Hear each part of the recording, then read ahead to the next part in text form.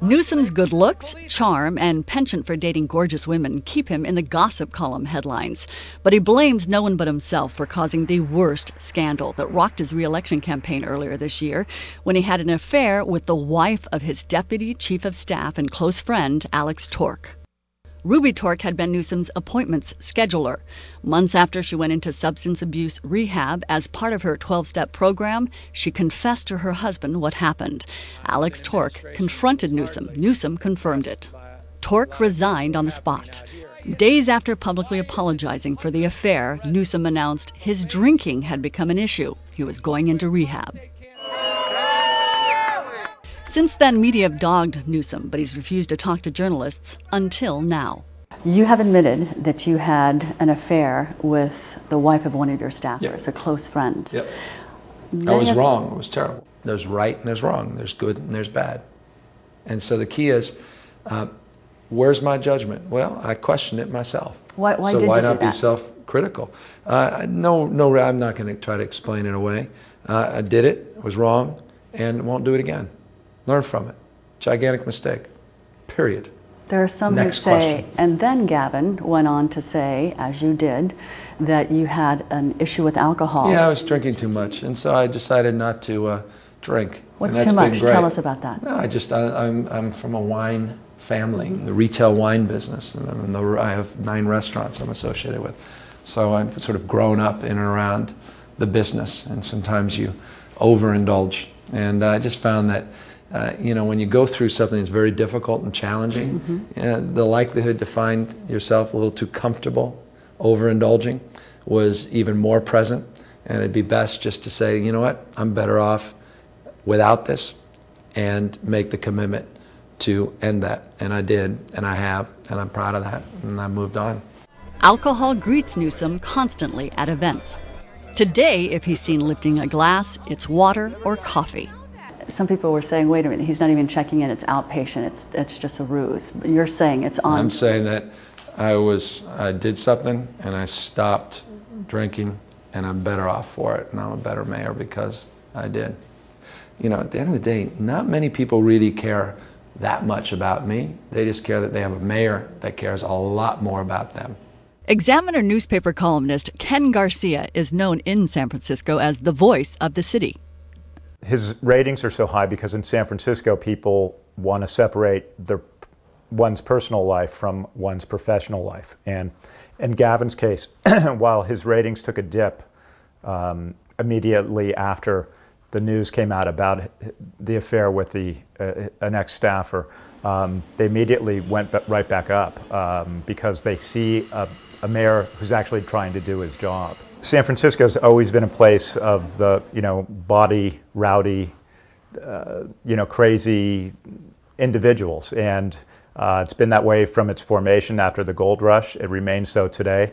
San Francisco likes to march to a different drummer. And as Paul Kantner once said, it's 49 square miles surrounded by reality. And so when it comes to politics, that's how people who may do dubious things or what other parts of the country might consider crazy things, just keep on sailing here in San Francisco.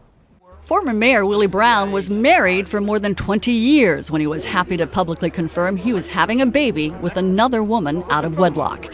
San Francisco didn't blink. He's still married to the same woman. Not one of the issues that Gavin has addressed from a personal standpoint in the last 60 to 90 days in San Francisco has anything to do with his job.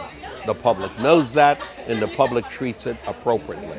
He is almost a guaranteed sure shot for re-election.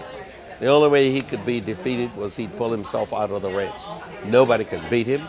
Nobody can out-campaign him. Nobody can out-fundraise him. Newsome's colorful lifestyle has been a double-edged sword, of course. The glamour, the gloss, only recently tarnished.